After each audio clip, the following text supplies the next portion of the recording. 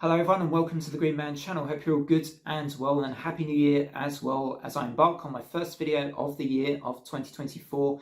It's only the 2nd of January, so I'm not going to be talking about any albums from this year yet. I'm actually talking about 8 albums that I missed from last year. These are all albums that I've checked out over the Christmas period and discovered that these are actually great albums as well. Now what I'm going to do for each one of these albums is talk about each in turn like I would with an album review format. I will share my brief thoughts, though it won't be like a full-length album review for these. I'll share my brief thoughts on each. I'll give it a score out of 10. And then for the album, I'll also say whether or not it would have actually made my year-end list and where roughly it would have come in if it had made my top 20 albums of the year list as well. So anyway, without any further ado, I'll start with my first album on this list of 8. This is Two Mods and the Enduring Spirit. This was released back on the 15th of September via 20 Bucks Spin. This is their 4th studio album, following on from Planetary Clairvoyance. I like their sci-fi themes and their album covers. I always find those alone as a bit of a pull to draw me into their albums. And yet I didn't listen to this one for some reason. I never got around to it. It is an album that does require a bit of time, I will say that. It's quite technical, yet it does bring in some melody. I love the jazzy elements in this album as well. It's always sort of, with each track I find, it's, there are great twists and turns as well. It's sort of never, a track on this album never feels stagnant for too long, and I always think that's a really good thing. And progressive death metal albums generally do that. They don't stay stagnant for too long with what they're doing. And that's why I tend to prefer progressive death metal over just the standard brutal stuff. I know Chill Dude interviewed these guys as well. I'll drop a link into his interview in my description box if you want to check that out and find out even more about the album. And yeah, I would have given this album a 9 out of 10 easily. I think this would have also easily made my top 20 list. I'm thinking somewhere around number 10 or 11. I would have put this album in at the moment, but yet with more time, it could probably climb even higher up my end of year list for 2023. So yeah, Two Mold, The Enduring Spirit, great one to start with. And already an album I regret missing from this list of 8. Next up, we've got an album I discovered on others' year-end lists. This was Wayfarer's American Gothic, their 5th studio album, a band that has this black metal sound, but they incorporate a sort of Western style to it. Like, it reminds me of the music you'd get in those kind of old school Western movies from the 60s and 70s, that kind of thing, right? And really enjoyed this album. It's very authentic, very unique sounding. I really love the moodiness of tracks like High Plains Eulogy, for example.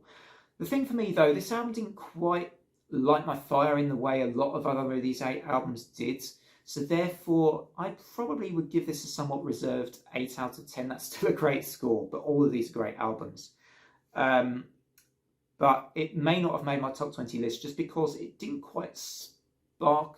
It didn't feel like it sparked into life the way all these other albums did. That may be the tempo of the album. It may just be that it's just slightly less my thing. I don't know. But as much respect as I have for this album, I don't think it would have made my top 20 out of personal preference rather than quality. It's just personal preference, which is pretty much the case on all year-end lists, I think, with a lot of these albums that are really great.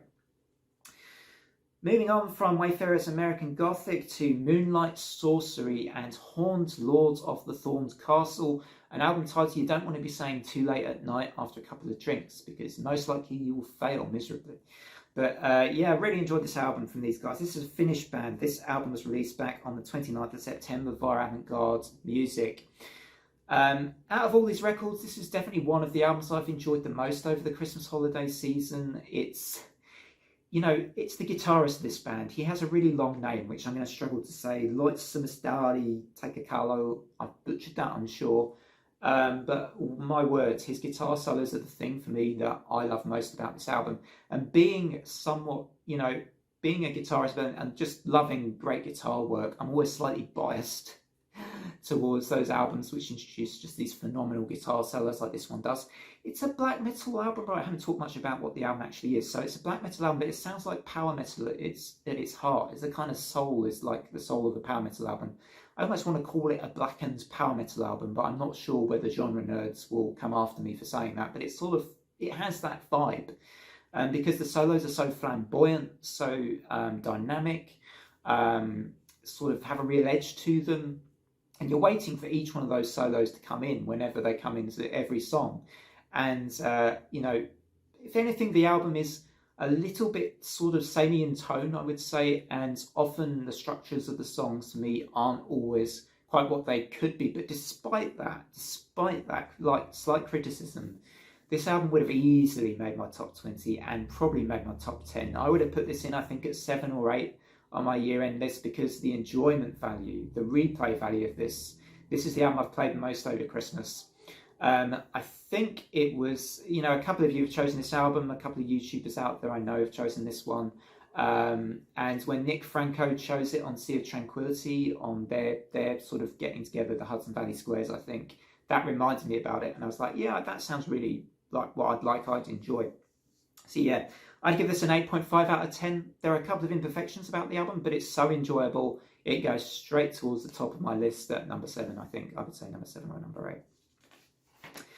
Next album I'm going to talk about is an album by Century. This is The Conquest of Time. This is a traditional heavy metal album.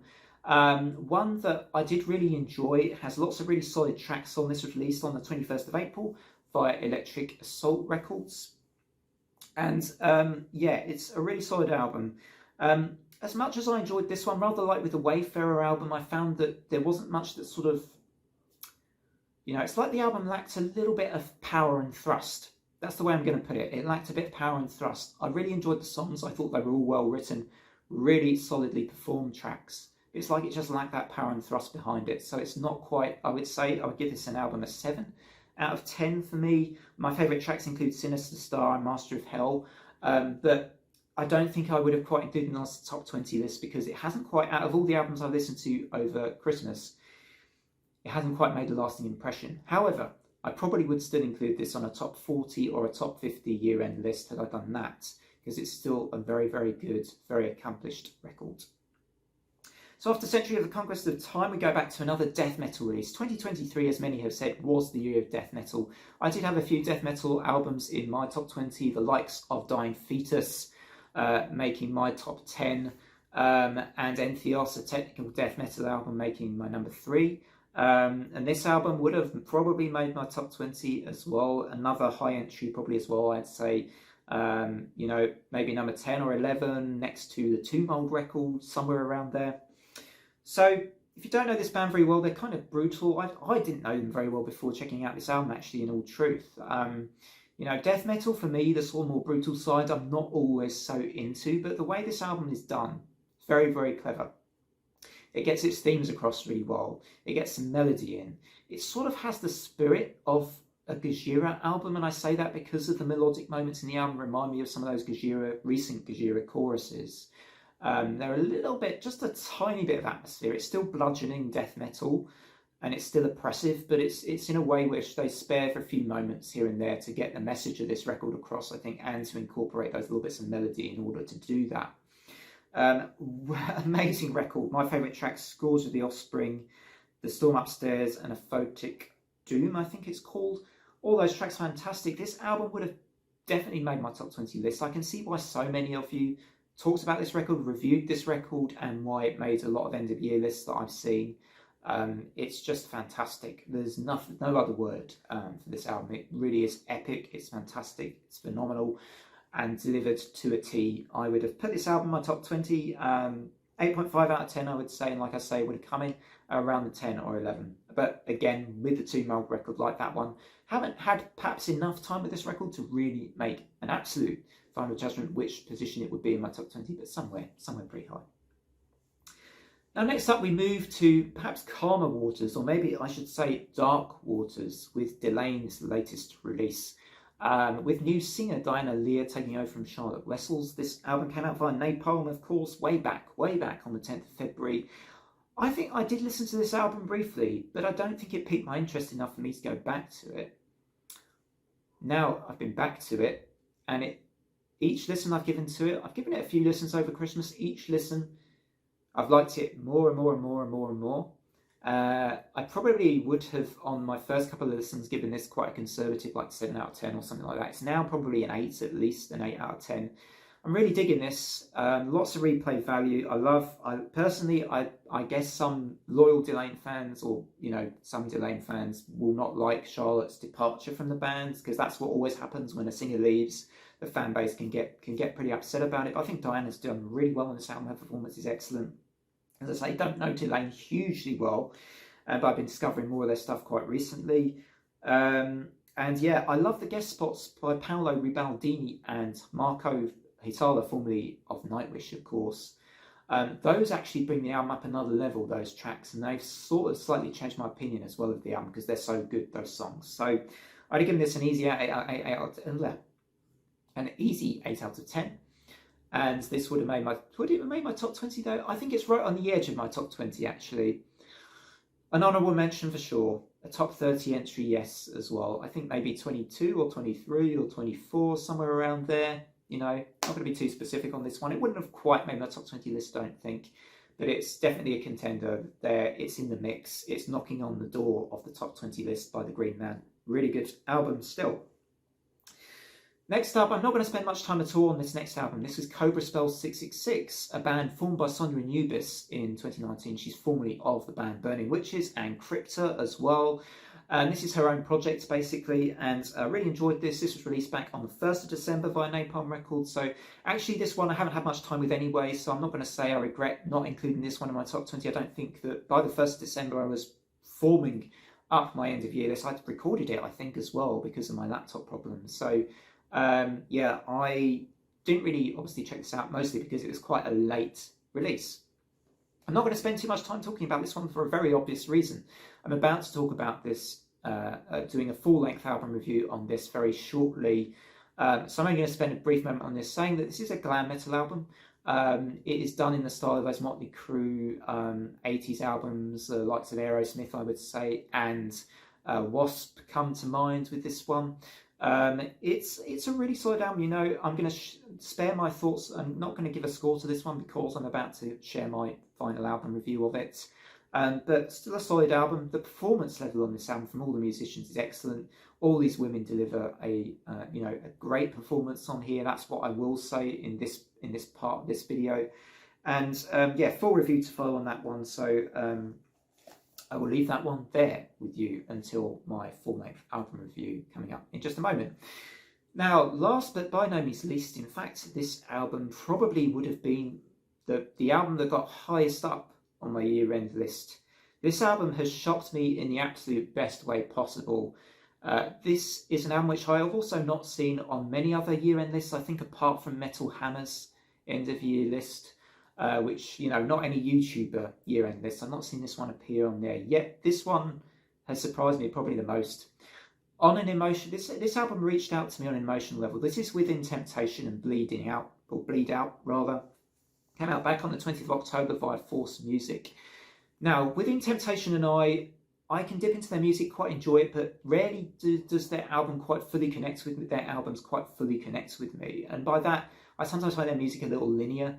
In a way, no, they always perform their stuff really well Within Temptation, but I've found their album sometimes difficult to really sort of fully embrace, right? This album may have just done that. It may be the Within Temptation that fully brings me on board with their music, because this album has, not only does it have, I think, some really urgent, focused and exciting tracks on it, but it delivers that extra level, that extra emotional punch. And the thing with me and my year-end lists is you'll often find it's the albums that I've connected with on an emotional level that tend to get those higher spots. It's not the albums that are technically perfect or that are structurally perfect that make it super high. It's the ones that hit me on an emotional level. And that's why Within Temptation's Bleed Out would have got a 9 out of 10 from me in a full-length album review. But not only that, it would be my highest year-end list entry. I would have, with a revised list, I would put this in possibly as high as number 3. This has really hit me over the Christmas period. I've loved a lot of tracks on here. My favourites on here would include Wireless, The Purge, and the frankly brilliant Shed My Skin, which was actually a single from a couple of years back, but it's just now appeared on this album, I think. But just spine-chilling stuff on that track, that Shed My Skin track, and I highly recommend you do check out that particular song. It's just phenomenal. And yeah, Sharon sounds terrific on the whole album. So Within Temptations Bleed Out, the biggest shock was an album I really regret that I didn't check that one out actually and get that one. A well-deserved place it would have been on my top 20 for this year. Oh, last year now, sorry. Still got to get out of 2023 and well into 2024. Otherwise, from me, until the album review coming up very shortly, take care, everybody. Hope you've had great Christmases and New Year's. Until then, bye for now.